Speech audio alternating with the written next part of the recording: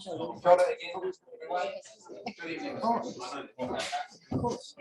My name is Matthew Bartlett. It's very lovely to have you here.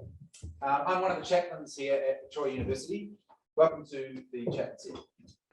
There are 7 Christian chaplains at the university. Their lovely faces are here. At some point, we'll get Maty to pose with us for a proper group photo, but for the time being, she's photoshopped in. The chaplains here at Victoria offer confidential pastoral care to anyone who needs it, regardless of background. We have a chapel down the hall that people can pray in if they need to. In fact, there's a little prayer station set up there for Ukraine presently, if that's your sort of thing. We have worship services and contemplative prayer and affordable coffee and tea and snacks and occasional events like these. And one of the first things I need to do is apologise. I had lined up the wonderful Sophie Crawford, who's recently finished her Masters in Strategic Studies, to chair this evening, but someone in her household got COVID a week ago, or less than a week ago, and so her household was isolated. So instead of Sophie, you've got me. So you may get a slightly more naive and unsophisticated take on things, but we'll sort of do the best we can with that. Tiny bit of framing. Someone asked me, why is the Christian chaplaincy hosting an event like this? And for me, it's particularly about trying to understand the big picture of the world. So what's going on, how to make sense of the global picture, and particularly Aotearoa's particular place in that picture. Trying to understand how we can make some kind of wise contribution. The Christian story, as I understand it, at the widest possible angle, says that the world was created out of love and has a destiny of peace. But in the meantime, there's enormous amounts of ambiguity, complexity, conflict at all levels. And trying to understand how we live wisely and understand wisely in amongst that is what this is all about, from my point of view. We'll see where we get to by the end of it. So now to introduce our first speaker, Maty Nikkhou-O'Brien. I hope I've said your name correctly. Was the first woman executive director of the New Zealand Institute of International Affairs. She has an MSc in International Relations from the London School of Economics and an MA in Oriental Studies from the French Institute of Oriental Studies. Maty is executive director of Diplosphere, and I believe this evening she'll be speaking on the historical context and the lessons of history regarding the war in Ukraine. Thank you, Maty. Thank you very much, Matthew. Tēnā koutou katoa. Thank you very much for having me here. And it's a pleasure to see a full house this evening. I knew that the hand outstretched to me was the same hand that held the knife, that held the gun, the hand that gave the order to shoot, to kill. Of all the hands in the world, it was not the hand that I wanted or dreamed of touching. On that world stage, I stood as a representative of a state that is willing to give peace a chance. As I have said, one does not make peace with one's friends. One makes peace with one's enemy, noted Isaac Rabin in his memoir with reference to shaking hands with Yasser Arafat in Washington, the 13th September, 1993. Thank you very much for organizing this event. As Matthew mentioned, I'm the director and founder of Diplosphere. So Diplosphere is a non-partisan organization with a mission to promote independent thinking and diplomacy. We shed light on world events and bring perspectives, as you were talking about, so that New Zealanders may be better informed and make better decisions.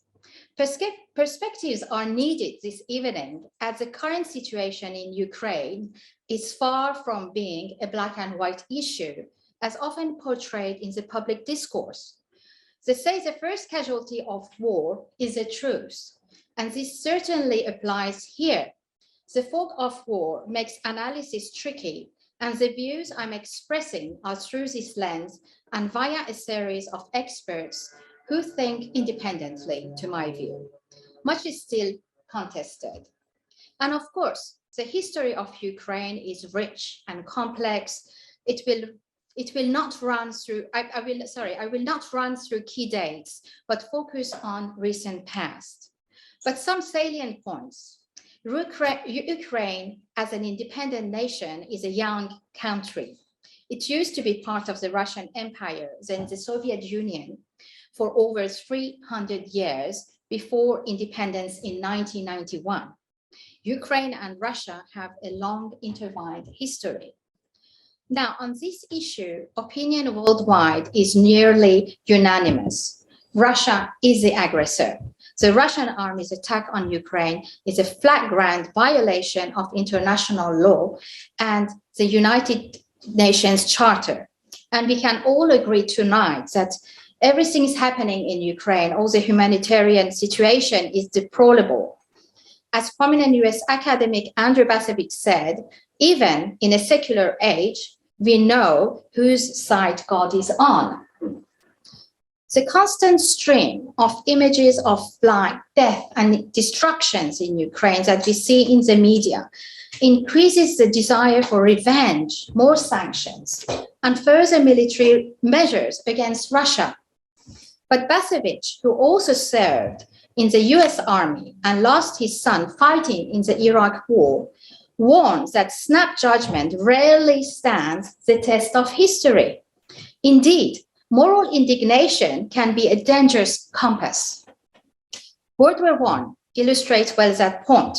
Germany began fighting World War I until France invading France through neutral Belgium in the west and confronting Russia in the east. At the end of the war, the victorious allies charged Germany with war guilt. Germany was humiliated. But this judgment accomplished little apart from setting the stage for an even more disastrous conflict 2 decades later. Moral indignation and poor judgment can lead to unintended grave consequences. The same may apply here. I am going to talk about 2 important questions that need to be addressed to my view. First, why did Putin decide to send his troops to Ukraine? And second, why Ukraine's message has been less compelling to the non-Western world. Headlines in New Zealand mainstream media make us think everyone else is on the same page, but this is not the case. So first, why this crisis? Looking back at the origins of the Ukrainian crisis is not only useful in helping understand how we got there, but also in considering how we might get out of it. We need to understand Putin's motives for sending in troops to invade Ukraine. This should be easy, as he has often spoken about his motivation. Yet, 6 or even 3 months ago, no one imagined that the Russian army would invade Ukraine, not even President Zelensky. There are 2 opposing schools of thought here. One holds that Putin is reacting to the West's ongoing contempt for his security concerns, as NATO, reneging on previous commitments, got closer to his borders. For years, Russia has highlighted its fears that NATO will set up camp on its borders, breaching non-expansion commitments the US made when the Soviet Union split apart.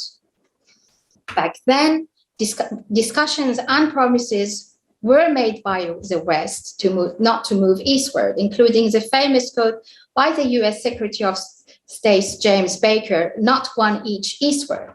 But these promises were not written. There is no agreement about that. And there are different interpretations.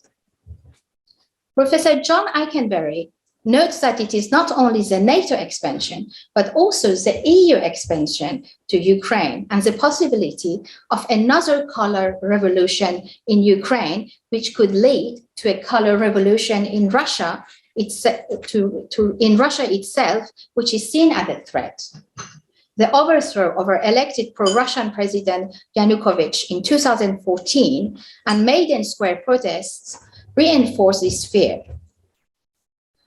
The other school of thought, with opposing views, believes that the lack of response to a series of aggressive acts and the opportunities that gave him to re-establish Russia's former sphere of influence encouraged Putin's expansionism. Thus, it is not the growing US presence on Russia's borders that explains even partly the Russian offensive, but the fact that NATO denied Kiev the military means to deter its powerful neighbor. According to this theory, The West's fault is not NATO enlargement, but allowing Putin to intervene in Georgia, then Syria, then Crimea. That is the West being too soft. Nevertheless, according to Serge Halimi, president of the prestigious monthly paper Le Monde Diplomatique, while the first theory can be backed up with historical documents, the second, more favored by the neoconservatives, relies on psychologizing dictators' behavior. He also argues that this discourse is dangerous, as it is by definition irrefutable. That is, neocons can always claim that a defeat could have been a victory if action had been taken earlier or more forcefully. It is also argued that this strategy could have been avoided. Most experts acknowledge that the Bush administration was playing with fire in 2008 when it held out at the Bucharest summit the prospect of Ukraine joining NATO, despite opposition from France and Germany. This attitude was all the more reckless given that in Munich the previous year, Putin had expressed his concern that, I'm quoting, NATO has put its frontline forces on our borders, yet we do not react to these actions at all. Professor John Eikenberry notes that great powers worry about the security. Great powers naturally tend to equate their security with the defense of their zones of influence, by force if necessary. As Senator Bernie Sanders pointed out on 10th of February, even if Russia was not ruled by a corrupt authoritarian leader like Vladimir Putin, Russia, like the United States, would still have an interest in the security policies of its neighbors. Does anyone really believe that the United States would not have something to say if Mexico was to form a military alliance with an adversary from the United States? And incidentally, this was illustrated in our region last week when senior US officials directly warned the sovereign country of the Solomon Islands and the Prime Minister that the US will respond if a Chinese military base is built on the Pacific island nation. So in summary, the two schools of thought are from the realists looking to defensive logic of a great power, or neocons and liberal interventionists declaiming the West as being too soft. Or there are elements of both at play. Now, the second question to raise is why the Western narrative may not be shared by the rest of the world. The United Nations General Assembly of the 2nd of March, condemning Russia's aggression, was not passed unanimously. 141 in favor to 5 against, including Belarus, Democratic People's Republic of Korea, Eritrea, Russian Federation, and Syria, and 35 abstentions, including China, India, Pakistan, South Africa, and many more. Although a majority of countries backed it, 53% of the vote measured by world population did not. Western mainstream media have been far beyond just informing us. They have taken side, but in the rest of the world, Ukraine is seen differently. But why? There is certainly the fear of economic dependence and vulnerability vis-à-vis Russia, but others also consider this is double standards and Western hypocrisy, not because they don't care about the Ukrainian plight, but because they consider it hypocritical for Westerners to be indignant today about the sorts of crimes they committed yesterday, such as the US invasion of Iraq in 2003, in which 15 of the EU's 27 member states took part. Prominent US analyst Shrita Parsi tells journalist Christian Amonpour that there is a strong global consensus that Russia is the aggressor, But when the West frames this issue as a battle for the rules-based order, they lose a lot of the global South. Example, US withdrew from the United Nations Human Rights Council and sanctioned senior officials of the International Criminal Court for seeking to investigate American war crimes in Afghanistan. The Biden administration is calling for the court to investigate Russian war crimes in Ukraine. The global South recognizes that double standards in the world order cannot be fully eradicated, but they are not on board with making painful sacrifices by sanctioning Russia in order to sustain a unipolar US-led order.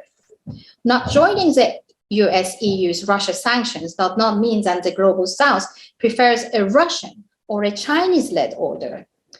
The choices between the unipolar order of the past, which covered 1990s up to now, or a multipolar order, which we now enter for the foreseeable future. I can very suggest that the first thing that the US must do is to reestablish itself as the foremost supporter of the global systems that underpin the Western order. I finish with these words I started with. One does not make peace with one's friends, one makes peace with one's enemies. There's more to diplomacy than devising sanctions, and as a small nation in the South Pacific, should New Zealand consider this when devising policy as we adjust to a multipolar world? Thank you.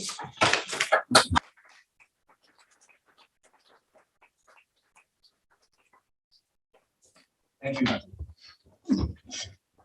John Allen is the Chancellor here at Te Herenga Waka, Victoria University of Wellington, and CEO of Wellington, New Zealand. Before this, John was the Secretary and CEO of the Ministry of Foreign Affairs and Trade between 2009 and 2015. This evening, John will give an overview of Aotearoa's place in the world and the impact of conflict on the multilateral international order and the potential implications for New Zealand. Kia ora tātou, and thank you very much for inviting me to be part of this conversation. I'm not the expert. I've got two experts on each side of me. I'm a former member of the Foreign Affairs community. I'm a Hamilton boy with aspirations, I suppose you might say, and they've got me this far. Can I start by just picking up a couple of the themes that Maty has introduced? First, her opening stanza, which was about handshaking. And I thought about that as you were saying it and thought I've shaken the hand of Vladimir Putin. And I did that in Vladivostok at an APEC conference with John Key some years ago. And we were waiting to see President Putin for some time because he doesn't keep a particularly timely approach to his appointments. And after an hour, we were thinking of leaving and sort of reorganizing ourselves. And we got the call that President Putin would now see us, but was in a different room than we had been told. And as a consequence of that, we actually had to run through a labyrinth of corridors in this complex in Vladivostok to meet President Putin.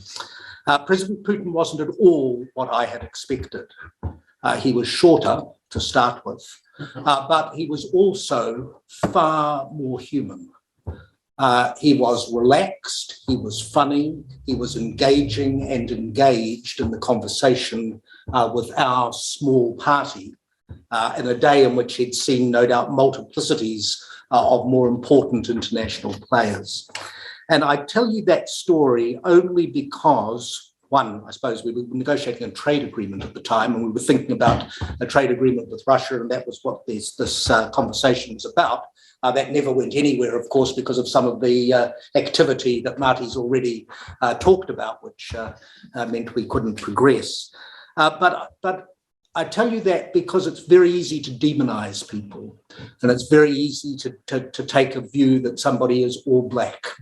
And right at the moment, it's hard not to see Vladimir Putin through that lens. All I can say to you is that in the occasion in which we engaged with him, we saw a very different and more human person than was suggested is suggested in some of that narrative. The second is the observation about the Treaty of Versailles and how that impacted on the Second World War, and this question of respect for nations and how respect or disrespect of nations can impact future decision-making. And as you said that, I was thinking about 1992, and I was thinking about the disestablishment of the Soviet Union and on the New Year's Day, 1992, and there down came the flag, the sickle, and the hammer and sickle flag of the USSR, and up went the Tsarist tricolour that was now for the Russian Federation. And just thinking about that time, and as Maty said, right from the get-go, Boris Yeltsin, who was president of Russia at that time, was warning the West about NATO expansionism. Right at that time, he was warning the West about the need for the West to inject capital into his country, to support his country, to enable the country to be successful in the way perhaps the Marshall Plan had after the Second World War. And of course, the West and its triumphalism and believing that history had ended in Francis Fukuyama's famous words, and that we had won, we being we're sort of Western, we're other actually in the UN context, but nonetheless, that we had won, of course, just rejected all of that, believing Russia had had its day, was past its prime, was going to sink into relative anonymity. And I think a lot of what I see in President Putin is a need for respect. And so I think that's important to think about when we think about the context for what we're currently confronting. And then the third thing was just a reference to history. And I think the history of this is fascinating. I'm not a deep expert in it as Maty is. But the thing that I think is fascinating is President Putin's statement that there is no such thing as Ukraine. And that's taken as a view that there's no right for Ukraine to exist. I don't think that's what he means. I think what he means, and this is a very well-held and historically held view of Russian leadership, is that there is a greater Russian community, and that greater Russian community involves Greater Russia, which is the primary piece of Russia that we now see as the Russian Federation. It involves Little Russia, as they call Ukraine in that context, and it involves White Russia, which is what they're referring to when they talk about Belarus in that context. And so even if you go back to the Paris conference after, after 1990. Yeah, that's right. Thank you. Dates have never been my thing. Conferences are quite good when you're a diplomat. So the Paris conference, even the Paris conference, the Russian representative said, there is no such thing as Ukraine. Ukraine is a foreign construct. There is just Little Russia and Greater Russia and White Russia. And so that view about that the sort of Russian identity and the place of Ukraine in that identity, I think is a part of what is propelling Mr. Putin forward. Of course, it is fair to say that there's always been, or for many centuries now, ambitions for independence from within Ukraine. And there have been multiplicities of occasions when that has seen has flared up, often supported actually by other powers, Austro-Hungarian Empire, for example, in the 19th century, supporting independence movements within Ukraine with a view to helping disestablish, set back Russia. And so this idea that Ukraine can be used as a mechanism to impact Russia is not a new idea. It's an idea that we've seen previously in history.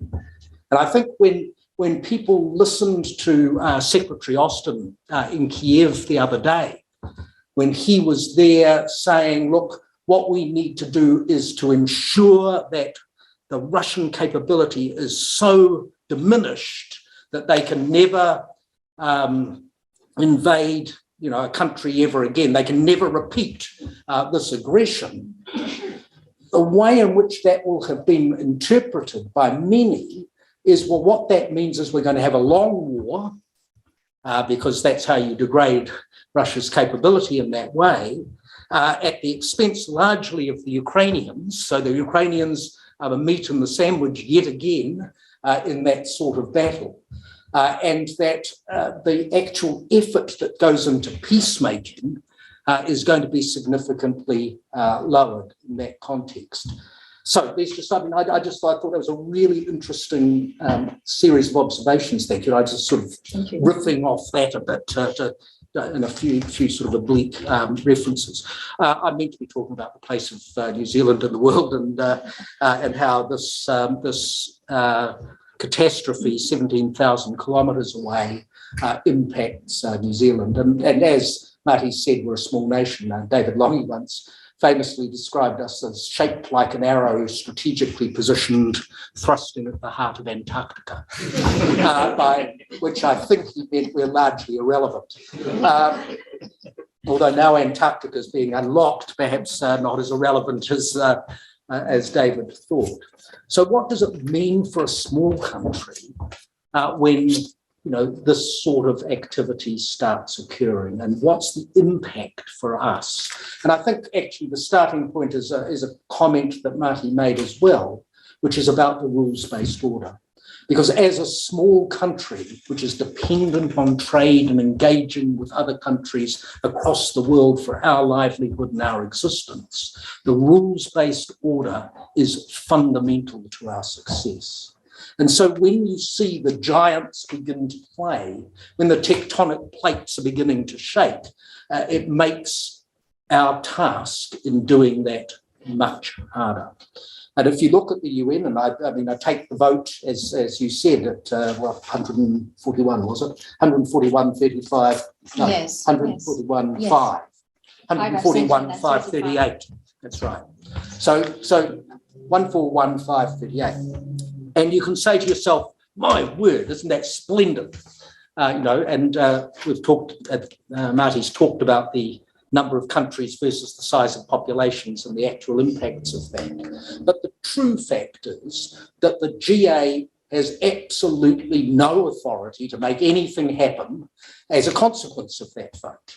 The true fact is that Russia can sit behind its veto, China can sit behind a veto, and they can ensure that this body that was set up, if you read the preamble to the Constitution of the UN, though many of you will be able to recite it, I know, but it was to ensure that successive generations were not exposed to the scourge of war, to ensure that successive generations were not exposed to the scourge of war.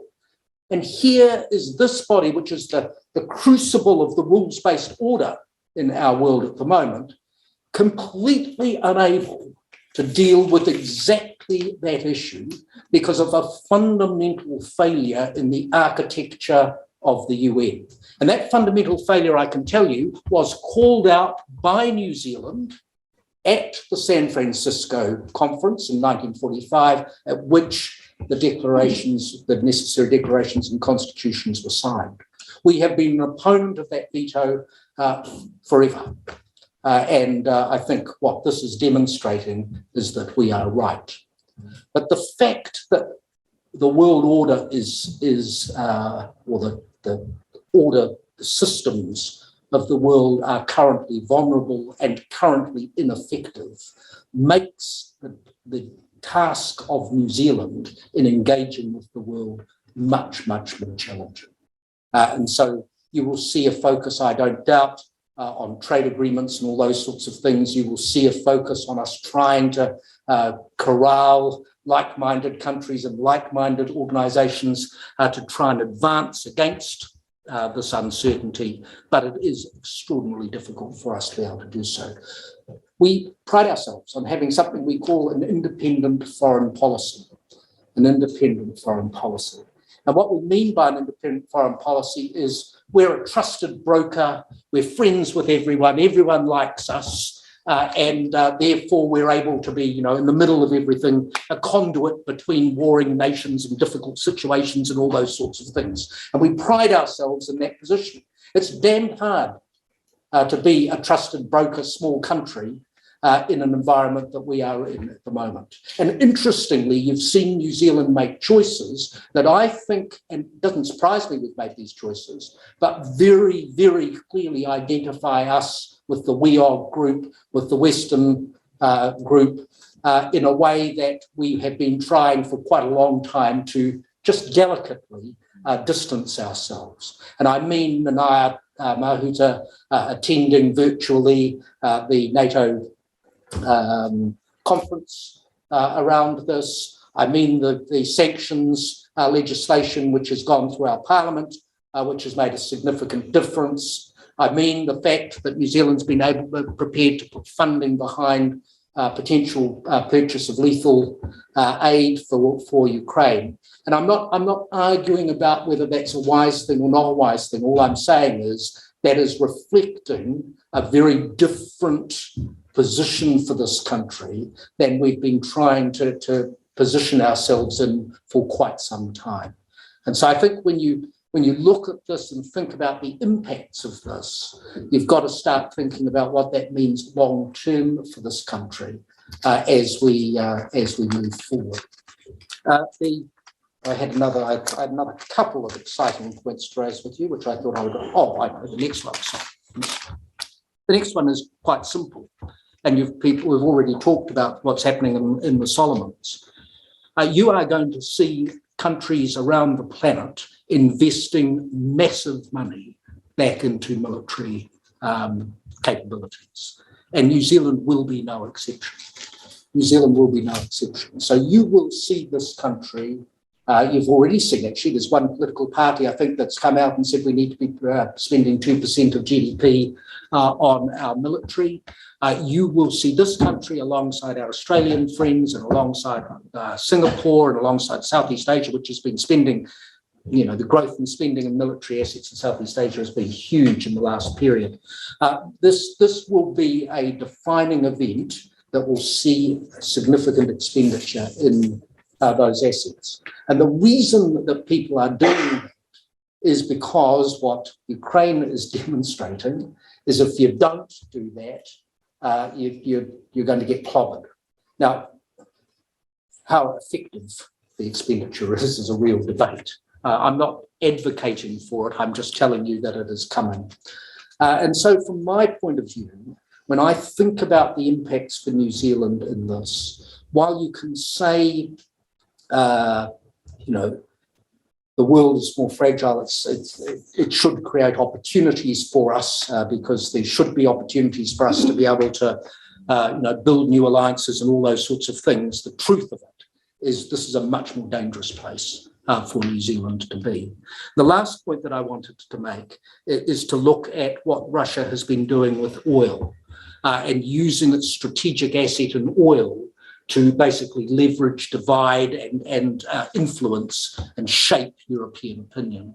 And the reason that's important is because what we're seeing in response to this is countries taking a real interest in sovereign control of strategically important assets. And so oil obviously is one of those and gas is one of those. But here's the thing from New Zealand's point of view, food is one of those. And so we pride ourselves on being a nation that exports food around the world. Well, right now in countries like Singapore, for example, and there are many others, they are investing billions and billions and billions of dollars in ensuring that they can, in their laboratories, produce sufficient food for their people. And that will be replicated in many other parts of the world. So whereas we think about a free trade sort of environment as being the thing that will enable us to be successful, countries are increasingly saying, if you need agricultural, if you want to eat, you better have your food near home. And you don't want to be reliant on supply chains that go through the South China Sea to get to our market. So look, these are all features, in my view, that are complications, challenges for this country at this time. And I think, we are, as was said right at the beginning, we're a long way from the lion or the tiger lying down with the kid, that sort of Isaiah principle of what a true and perfect and peaceful world might be. But I think we will still have aspirations to get there.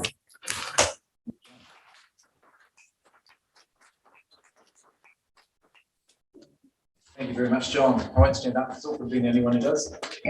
Jonathan Boston, do you wish to stand or sit? I will stand. Oh, are you? Can I will stand to introduce you? I need to stand. These seats aren't very comfortable. I'm sorry. I chose them. I'm sorry. Jonathan is Professor of Public Policy in the School of Government here at Te Herenga Waka.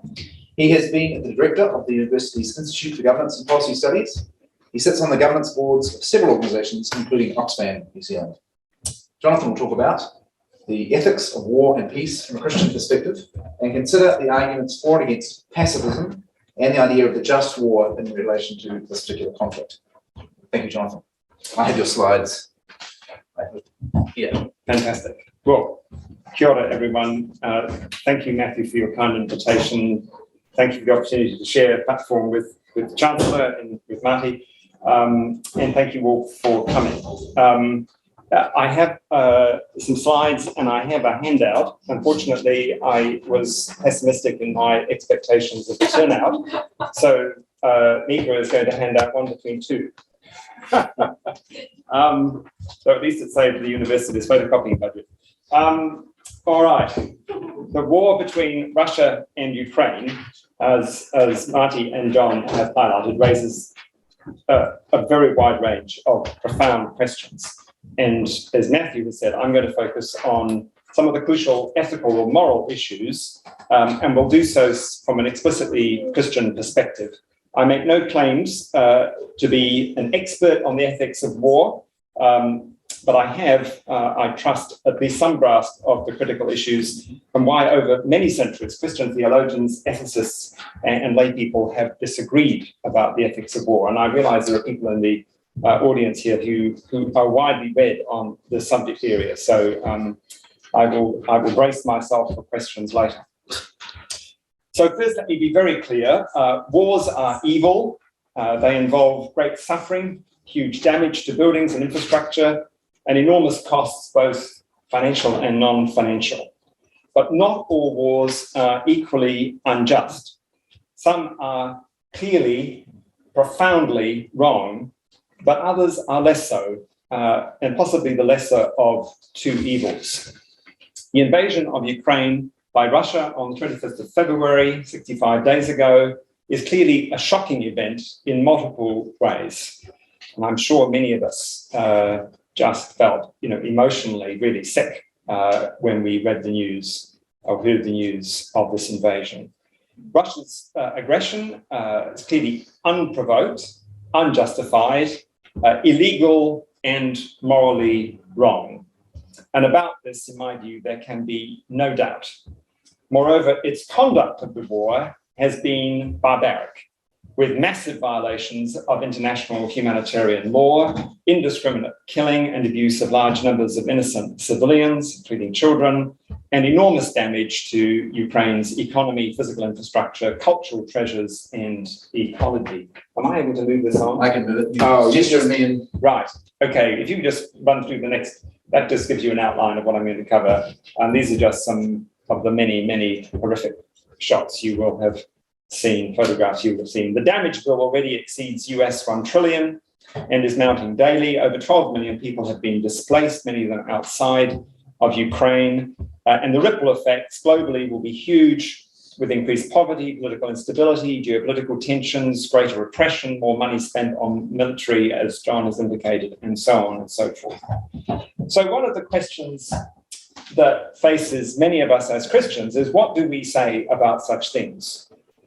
Is Ukraine justified in countering Russia's invasion? Is this a case of justified self-defense, a just war? Or should Ukraine, as some may say, simply have let Russia take over their country, a country which, as a number have indicated, is relatively recent in terms of an independent sovereign state? As I'm sure most of you are aware, two different moral positions have dominated Christian perspectives on war: pacifism and the just war tradition. There has also been a holy war tradition, which justified the use of force to spread the Christian faith, as demonstrated by the Crusades of the Middle Ages, but that has been very much a minority and disreputable view for many centuries. If pacifism is an expression of Christian idealism, just war advocates are typically Christian realists. Leading Christian pacifists over the past century or so have included people like John Howard Yoder, a Mennonite, who wrote The Politics of Jesus, which I remember reading as an undergraduate, Richard Hayes, a theologian at Duke University, who's written a fantastic book called The Moral Vision of the New Testament, and Stanley Hauerwas, also at Duke University, who wrote a book some years ago, which I remember reading, called The Peaceable Kingdom. And I had the pleasure of meeting Stanley briefly when I was at Duke some years ago. All three writers, theologians, have influenced my thinking as a Christian, but for reasons I will outline shortly, I am not a pacifist. Pacifism, at least in its classical form, involves an absolute opposition to and a refusal to use any kind of violent or lethal force under any circumstances. This is because all intentional killing is deemed to be murder, and murder is evil. Hence, all warfare and violence is strictly forbidden. It is absolutely and unconditionally wrong. This includes personal or national self-defense and the use of violence to defend justice, such as protecting the innocent. The theological basis for pacifism, as I'm sure many of you will be aware, at least within the Christian tradition, lies in the words and deeds of Jesus Christ, as revealed through the four gospel accounts. And sort of very briefly, pacifists will typically argue, first, that Jesus consistently rejected the use of force or physical violence, as demonstrated, for example, through his rejection during the temptations in the wilderness of the idea of becoming a military messiah, notwithstanding the then Roman occupation of Israel and the unjust oppression of his Jewish kinsfolk. Likewise, Jesus rebuked his disciple Peter in the Garden of Gethsemane when Peter took up a sword to protect Jesus from arrest. But above all, people will refer to the crucifixion of Jesus as providing the absolute kind of ethical norm, better to suffer an injustice than to resist evil violently. Next, Christians will point not merely to Jesus' deeds, but also to his words, arguing that he consistently espoused self-giving, non-violent love, not least in the famous Sermon on the Mount recorded in Matthew's Gospel. Do not resist one who is evil, love your enemies, forgive your enemies, blessed are the peacemakers, for they will be called the children of God. The conclusion from the words and deeds of Jesus, very simply for Christians, is that if we are to be followers of Christ, we must reject the use of lethal force. This is the model, not just indeed for Christians, but for all humanity. Killing one's enemies is incompatible with neighbor love. God's kingdom is a non-coercive, non-violent, peaceable kingdom. And our response to adversity and violent aggression should be to endure the suffering, not to retaliate, and to trust that our actions will ultimately be vindicated by God in the future.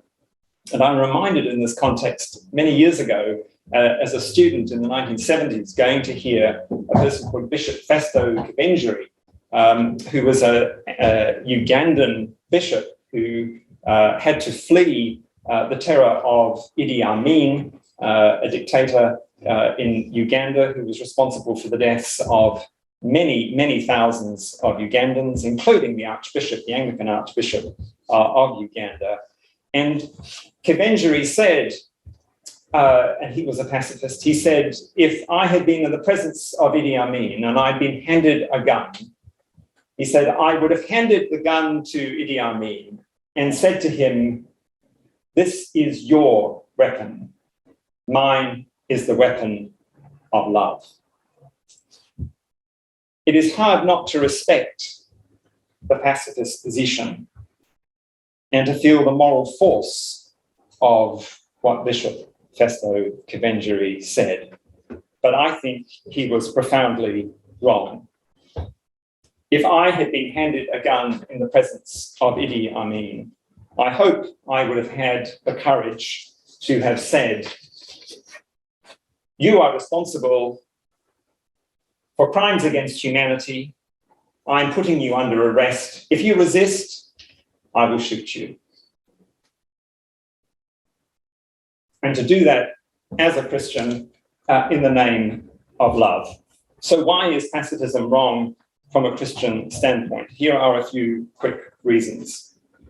First, the Old and New Testament both affirm the important role for public authorities, i.e. the state, as a mechanism in the face of evil and private violence to ensure order, to protect life, to protect the innocent, and to enable people to flourish and live in peace. For the state to survive and fulfill its responsibilities, it must have a monopoly on the use of lethal force, as we witnessed tragically outside Parliament a few weeks ago. Otherwise, power will shift to warlords, gangs, and other people prepared to use violence.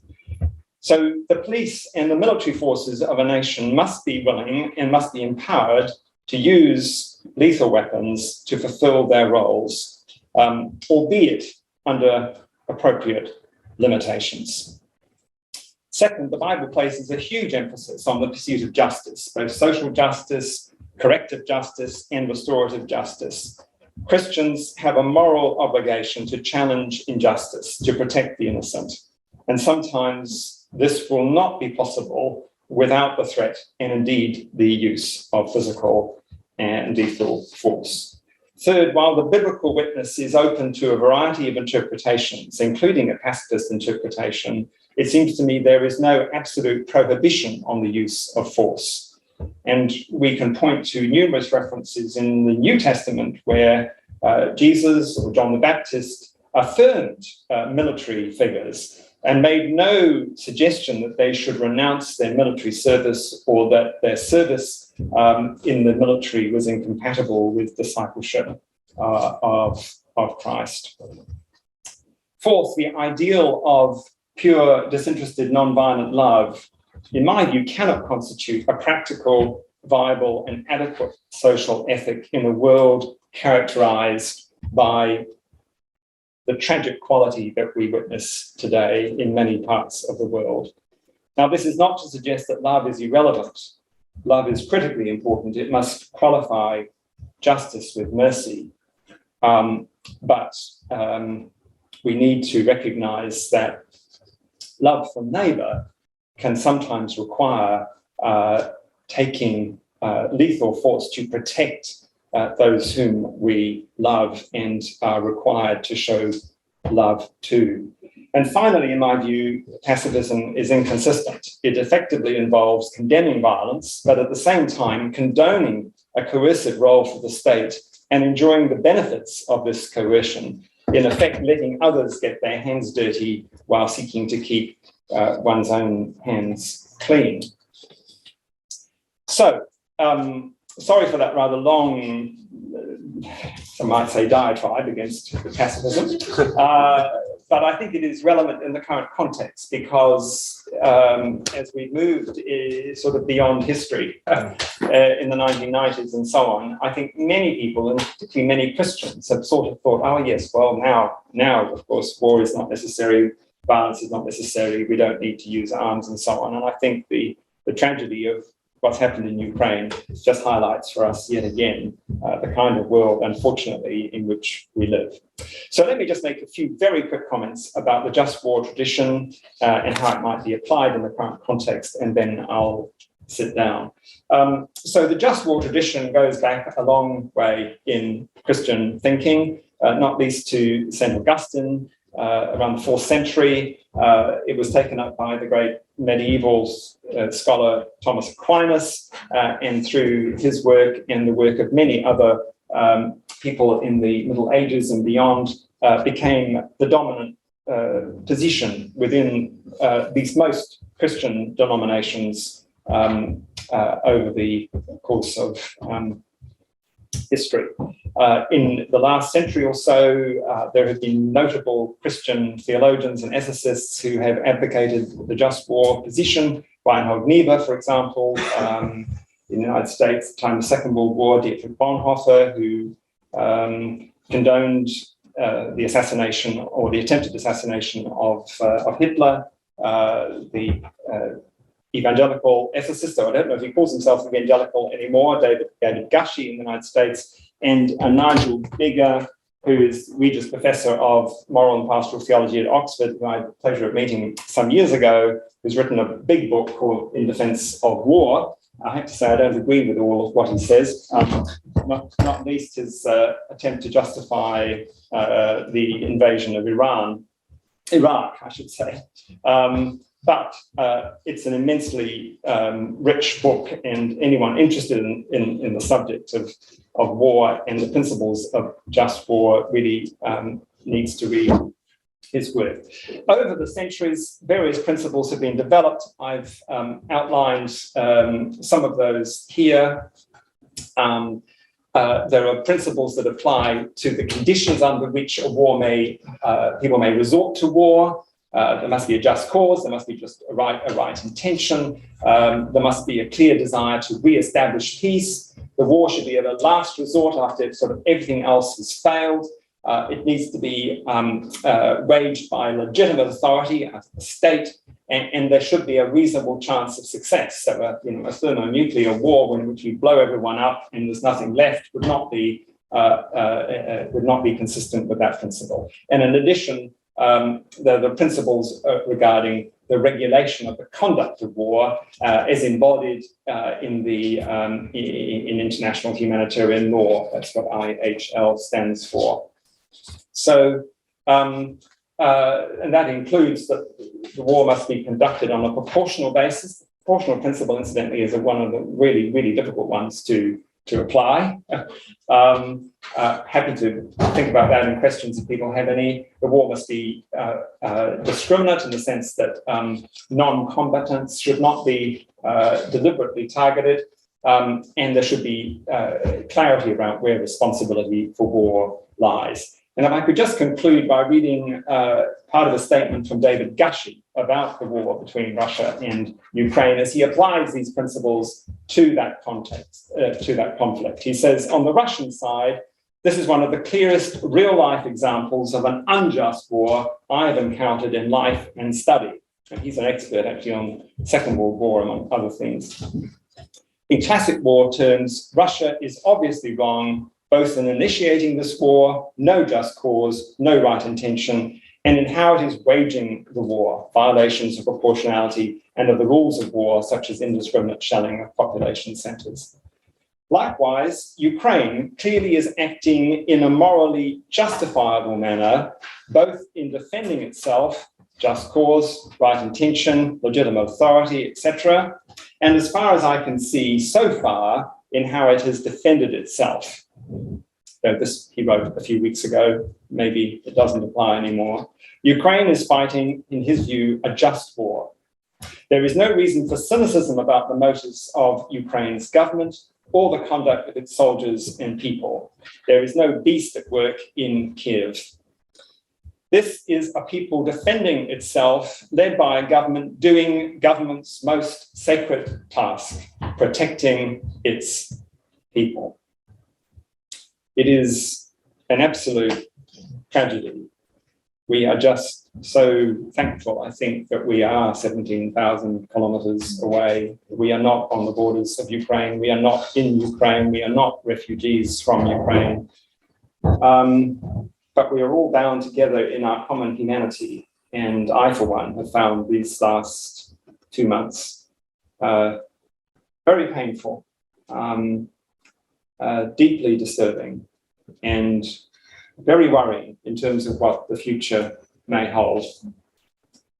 Can I just finally conclude with a few words from Psalm 31?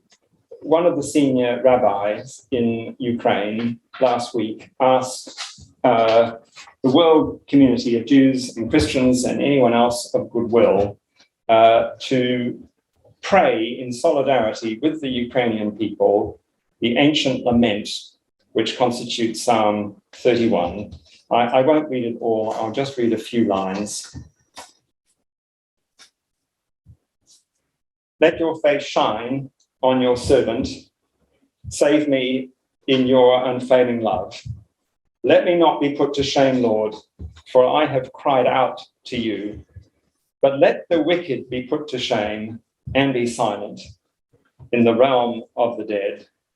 Let their lying lips be silenced, for with pride and contempt they speak arrogantly against the righteous.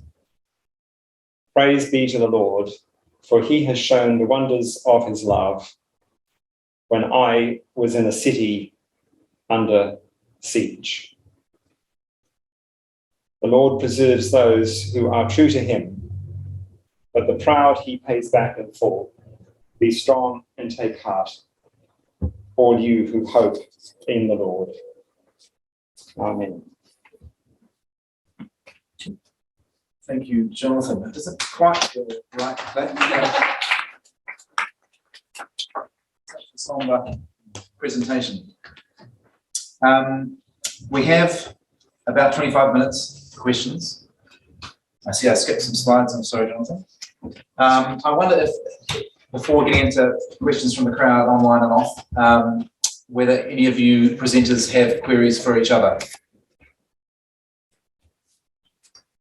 I did forget one thing, and I'm not going to read it. For those of you who have the handout, it's the words of Abraham Lincoln, and I'm sorry, they are profoundly significant in this context. And can I read them out? Because, did you have them up?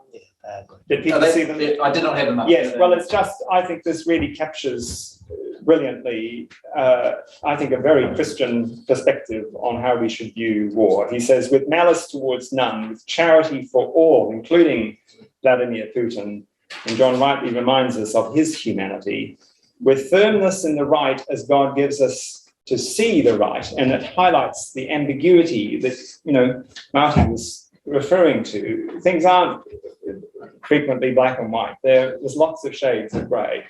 Let us strive on to finish the work we are in and to bind up the nation's wounds. Well, just think of the enormous binding of wounds in Ukraine and indeed in Russia, to care for him who has borne the battle and her, and for his widow or widower and his orphan or her orphan. And there'll be lots of grieving mothers and fathers and grandparents all over. And to do all which may achieve and cherish a just and lasting peace among ourselves and with all nations. I mean, I don't know if any of you have been to the Lincoln Memorial and stood and read these words. These are profoundly significant. Shall we go to Meeting Pulse then and see how this works? Mika, yes. Do you have any questions on that forum that you want to feed in? I might throw this one to you regarding sort of the history and sort of comparing the current situation in history. Is this whole situation analogous to the time when Hitler began invading Germany's lands at the start of World War II? Could this be the beginning of World War III? Well, no, I think it's interesting, the rhetoric. I mean, you don't want to translate rhetoric or confuse rhetoric and action or capacity for action. But the rhetoric has certainly been leveraged up in the nuclear possibility. So Mr. Lavrov, the Russian foreign minister, specifically called out that possibility and said it was more likely. You'll have seen that there was a British minister, I can't think who it was now, but it doesn't matter, in the last day or so, who said that he thought it would be fine if missiles that had been sent by Britain to help Ukraine were fired at Russian targets. As one of the ministers of defence. That's right. And you've seen the response from Mr. Putin that there would be a lightning response, whatever that means. So what I'd say is that the rhetoric is getting more pronounced in that space. Do I think it will actually result in World War III? No, I don't. Do I think that the rhetoric and the capability are necessarily matched? No, I don't. So I'm not overly anxious, but you do need to watch it. But I must say there are lots of testosterone going on during this war. I felt that myself. I hearing Zelensky, I feel like if I didn't have children, a wife, I feel like I'd almost want to zoom over there. Yeah, I never thought that was possible. no.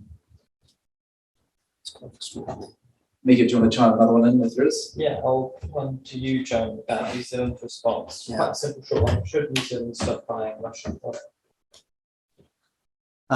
Yes, is the short answer to that. It's a bit more complicated because we don't know whether our oil is Russian or not, or whether Russian oil has got into our oil stream before it gets to us. So I'm not sure how easy it is for us to stop buying Russian oil. But certainly, I think that one of the consequences of this for Russia in the long term will be that Western Europe and I think sort of supporting countries work very, very hard to move from their reliance on gas and oil from Russia. And whether that means they substitute with nuclear or whatever they do, I think there'll be a real effort in that space. I mean, looking at it now from Russia's perspective, it hasn't been a hugely fantastic thing, has it? I mean, it's apart from the destruction that's been talked about, we've got Sweden and Finland now talking about joining NATO. We're not talking about, in the process of joining NATO. We've got sanctions on Russia, including people beginning to reject their gas and oil, which will have profound effects on their economy going forward. There's been significant death associated with their invasion of their own troops and people. And remember that many Russian families have relatives and associations in Ukraine. And vice versa. And the other ones, that's what I was about to say. So it is an absurd and tragic thing. And the judgments, whatever the rationale, the judgments that have led to this were flat out wrong. We have a question from the room. I'm not sure whether this is a question, but more like my feeling for the speeches, all the talks here. Firstly, I don't agree with any invasion. I don't approve it because I'm a peace activist. I'm basically against all wars. But for this situation, for this war, I don't really know why US think they have the right or they are the one point fingers, because they are the one as we can see from passing the anti-terrorism thing starting after 9/11, and there are 6 major warfares, and I think we all know most of the invasion American does without much justification. So for them to point finger at Russia, I think they are the last person who should do that. And then secondly, they were talking about war crime. Look what they do with Assange, Julian Assange and Snowden, who are those exposed the American war crimes, but look what happened to them. So it's a lot of hypocrisy here. And then I will say, well, Russia, even for the invasion, okay, I think Russia has more than 10 good reasons. If people do a good reading about why they feel they have to do that, they're much more justified than what Americans do when they go to invest in other countries. I'm not saying it's the right thing to do. It's certainly not a best thing to do. And especially after that happens, It's like what Americans do. Is that helping? No, they just make situation get worse and worse. And that what they do is not helping. And because I'm Taiwanese, I know what they do between how they provoke Chinese, how they support, agree with one China policy, but then on the other hand, agree Taiwanese separates to go independence and keep selling you overpriced useless weapons to fight China. So I don't really agree because most of the time, American, their arms dealer are the ones who benefit most. Whole lot of the other industry, they benefit most from the warfare around the world. And a whole lot of war, they are either behind it or they are supplying things to make things worse. And I can't see why they are doing, and they are the one also control all the narrative, the worldwide sort of media. And I was like, hey, if you really read enough, you will know the same thing. America wouldn't let it happen in their own backyard or front yard or wherever neighboring country. Imagine if other people do that to them, what they will do, they will destroy you for sure. Thank you. Okay, and the last one, just the last one, because Professor mentioned about outside of Parliament, and I will suggest everybody, because I was there 23 days in a Parliament protest. So I will suggest you, don't just believe what you see on TV. I was there every day. I know what's really happening. Well, I was there quite and often there too. are a lot of, But I not on was your there side, 10 I'm sorry. hours a day, so don't tell me you know what's happening. Okay? And- there are hate things happen there, and the media was censored, controlled, and then Maybe we should. yeah, park okay. the, All I'm saying is that if anybody wants to really find out, do make an effort. Okay, Certainly. the truth is not what you see on the major TV news. But I wonder if we can let the speakers respond to some of the comments about USA and are they in the right place to point any fingers?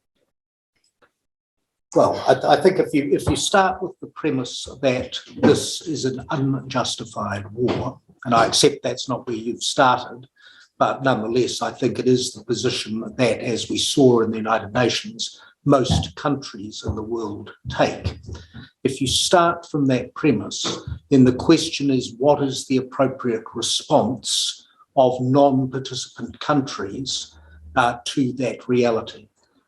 So is it legitimate for other countries, whether they're the US or any other country, to support Ukraine?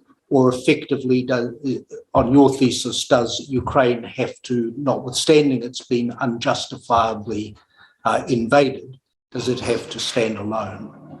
And I think the answer to that in most people's minds would be that if it is unjustified, then there is a legitimacy in supporting the Ukrainian response. And that, better. well, it makes it, well, potentially yes. I mean, it depends if you believe that it is better for the Ukrainians to be entitled to their sovereignty and their culture and their dignity in their place. So I'm not debating it with you. I'm just explaining that that would be the perspective. So I could debate with every area this year for next absolutely. hour, but I won't. Perhaps have a wine. yeah, with the wine afterwards.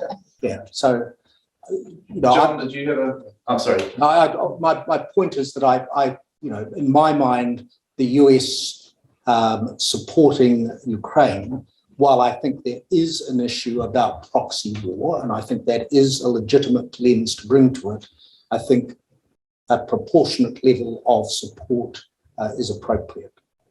Well, then I'm really worried about the future of this world now. If everybody trying to justify the war. I think we all are. Yeah, John. I just want to say something, you said the war is unjustified, and I agree, but I want to give you the Russian perspective when you say it's unprovoked. In 2014, there was a coup in Maidan, and Yanukovych, who was the democratically elected president of Ukraine, he may have been corrupt, had to flee to Russia. He didn't have to flee. He chose to flee. Yeah, okay. He chose to flee. But so let's get the facts straight. Point All is, right. yeah, okay. A democratically elected government was overthrown, and the US is not supposed to support democratically overthrown government. And so when you say Zelensky's a democratically elected president of Ukraine, from the Russian perspective, I'm not saying I agree with it. From the Russian perspective, it was very much provoked because the government was overthrown. They moved into Crimea. And then from their perspective, from the Russian perspective, the war started in 2014 because there was all this conflict in Donbass, which was not covered in the Western media. And this is just an escalation of an existing conflict. And we should remember that President Zelensky was elected on the premise that he was going to bring peace to Eastern Ukraine and he was going to implement the Minsk Accords, which he didn't. So I'm not saying I agree with this, but from the Russian perspective, it's, to me, I said this to Maty last night, if you jump on the tail of the tiger, you're a bit naive if you think the tiger isn't going to react. Yeah.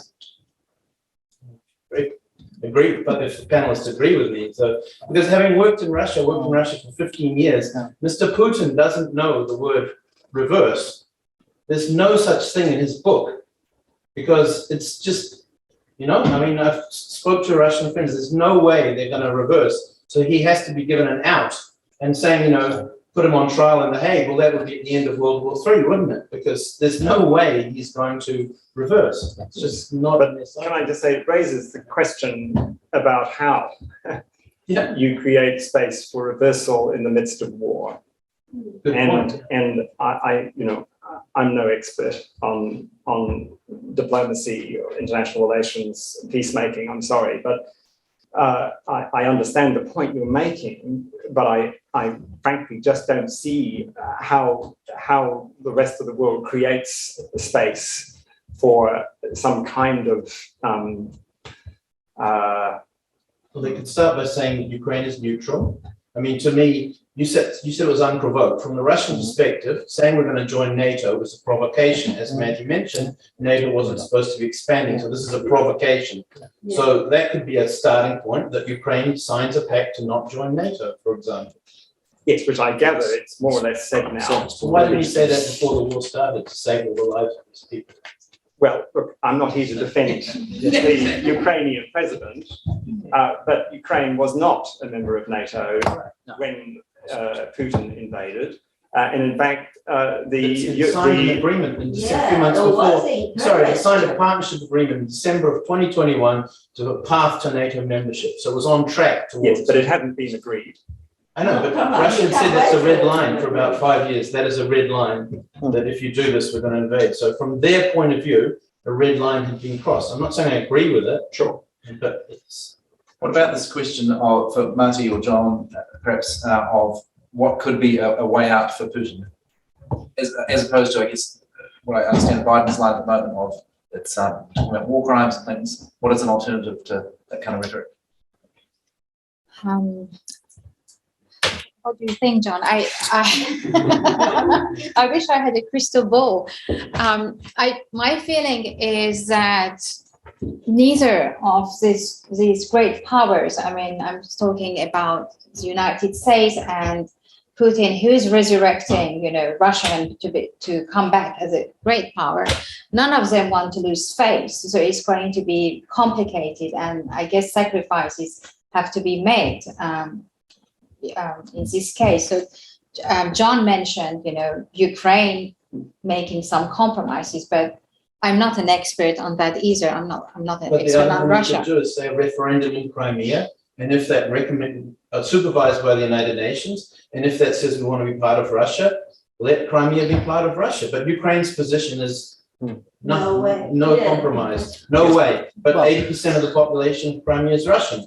And even if you had a fair election, they'd probably vote to be with Russia.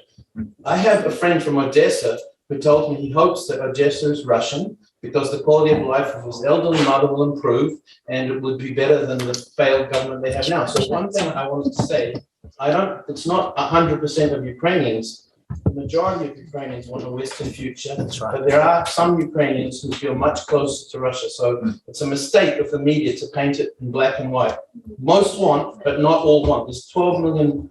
But as you know, I mean, so that I understand the point. It's a fair point. But equally, at the time, in 1992, when they established Ukraine and the new guys, there was a referendum, as you know, and it was 90 92%, something else. So it was Overwhelming. extremely high percentage, including from the Yes. Russian-controlled areas, Russian-speaking Yes. areas, Yes. wanted independence. So I'm not arguing with your proposition. I agree with it in many respects, but it's not as if those tests haven't been taken in the process thus far.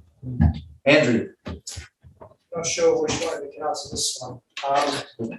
There's evidence to suggest that the surrounding Eastern European countries, as evident from presidential elections in Hungary, Serbia, seems to be a bit more Russian because they tend to be a bit more against NATO. Particularly for Serbia, that perception of NATO has been shaped by the 1999 war. Yeah. So I suppose my question is, how can NATO change the perception of these Eastern European nations? Perhaps help them to understand, to see NATO not as a threat, but as a partner. I haven't got an easy answer for you on that. I think, if you think about a lot of those countries joined NATO in this triumphalist period when they genuinely thought they'd ended history. So they thought they'd won. So they didn't think there was a need to be able to explain because they thought it was self-evident because their view of the world had prevailed. Manifestly, that was wrong then and it's wrong now. But I'm not sure that they've adapted in terms of their thinking to address the challenge that you've put, which I think is a fair one. So I think there's a lot of work to do if NATO's going to do what you've described. Miko, I realise I've been neglecting the online people. Do you have anything from Meeting Pulse? Yeah, there's one here which I'll put to you, Jonathan. What would a pacifist response to Putin's invasion look like and what could it achieve? Well, I think if it was a genuinely pacifist response, it would have to be a non-violent response. So it would mean Ukraine essentially allowing Russia to take over the country. There would be legitimacy from a pacifist position in passive non-violent resistance. So it would be justified for civilians to lie down in front of tanks. That's not true. Please, can you let me finish? I'm sorry. It would be justified to take strike action, so industrial action of that kind. It might be justified in taking other kinds of measures of a non-violent nature, but in effect, it would not permit any kind of taking up of force, weapons to stop. I'm sorry, but I did want to try and just finish my answer, please. If you have a further response, that's in the hands of the chair. May I ask you something, Jonathan? Does your pacifism also include negotiation, so that you don't, offer yourself to a belligerent country, but you try to negotiate? Does it enter in this framework? Yes. If there was the opportunity for negotiation, but if you're dealing with, forgive me, an aggressor of the kind that we now have in Russia, there may be no scope for negotiation. We have to think about the context and whether or not one side is willing to respect the dignity and rights of the other. And if you're invading and you're prepared to kill people, probably you're not. I mean, think about Mahatma Gandhi, for example. The interesting thing is that he was never killed.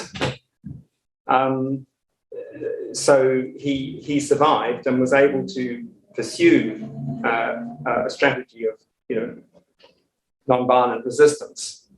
I suspect if Hitler had been the leader of the British Empire, he would have been long gone. Now, that's not to say that the British Empire was squeaky clean or anything like that. On the contrary, I mean, they did some dreadful things, and they were an empire, and they took over countries willy-nilly. But you know, they were willing to negotiate with him in a way that maybe others weren't. So context is critically important. I don't know what Putin is willing to contemplate by way of negotiations, seriously. I really don't. My impression is that he would prefer to have the whole of Ukraine as part of Russia.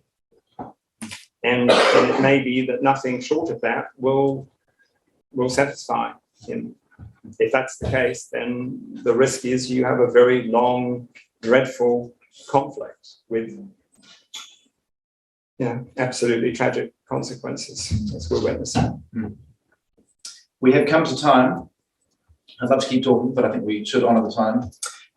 Please join with me in thanking our speakers this evening.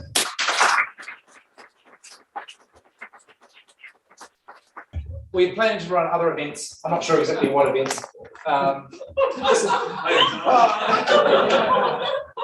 This is one that I feel like it's got quite a lot of energy at the moment. I'm hearing a lot of people talking about should one bring babies into this troubled world. I feel like we're going to have quite a good conversation about that. But maybe it's too dark or too hot. Who knows? Mika's got a sign-up form. If you're interested in hearing about other events or suggesting topics, please sign that on your way out. And please feel free to finish off the rest of the wine and snacks. And God bless you all. Thank you.